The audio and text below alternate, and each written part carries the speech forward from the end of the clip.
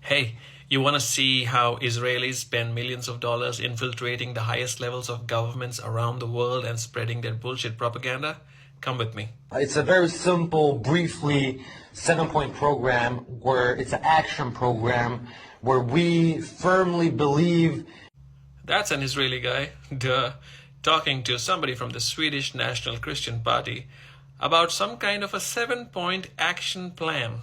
And this is the most optimal way for you as a Swedish National Christian Party to stand side by side with the only democracy in the Middle East, which is Israel. See, nicely done. Optimal way to stand with the only democracy in the Middle East, Israel, the state of Israel. The state of Israel, with its thriving democracy, with its thriving diversity most of all. My man almost choked when he had to say diversity. It's such a foreign word to these guys that he was like, diversity, or most of all, diversity. I would first of all start to analyze and investigate in the corruption affairs of the Swedish Humanitarian Aid Authority, SIDA. There you go. First point, attack the Swedish Humanitarian Aid Agency so that they cannot help the Palestinians. Second one, the Swedish Humanitarian Aid, according to the previous former development minister, Gunilla Carlsson, she said, she threatened the Palestinian Authority, the so-called Palestinian Authority.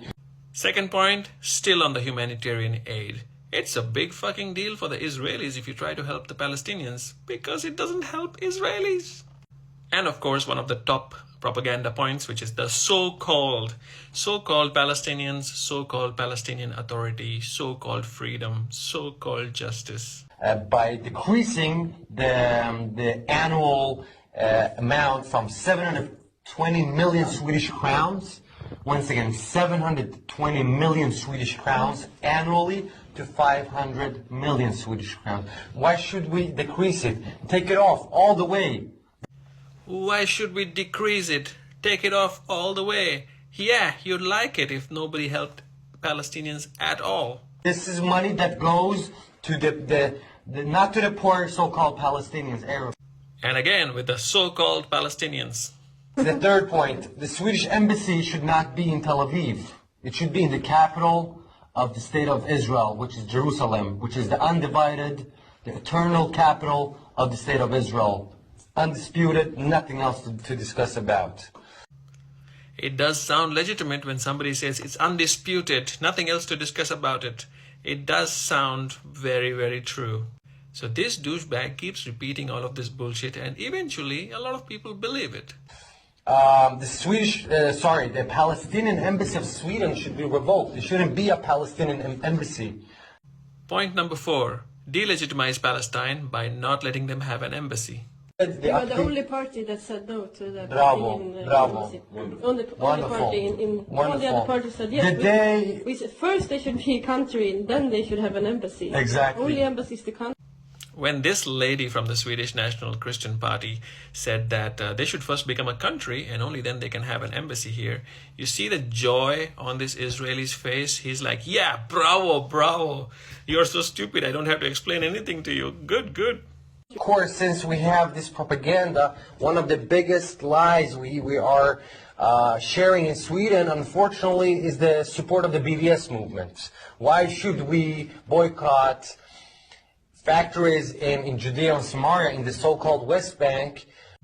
That's the next point, attacking the BDS movement, the largest and most effective boycott against Israel. And while we're talking, let's throw in Judea and Samaria. So-called West Bank, one more so-called thing. You see, these guys are very smart with the propaganda. If we're gonna close down these factories, who's gonna be without work? It's gonna be the Arabs, not the Jews, not the Israelis. Wow, that is some Kama Sutra level of gymnastic contortion. If people boycott Israeli products, the Palestinians are going to suffer. I feel like I should be saying bravo, bravo. The last point is to, once again, to revoke the status that UNRWA shares for the Palestinian refugees. And the last point is get rid of UNRWA. Basically the largest and the only aid agency that takes care of the Palestinian refugees since the Nakba in 1948.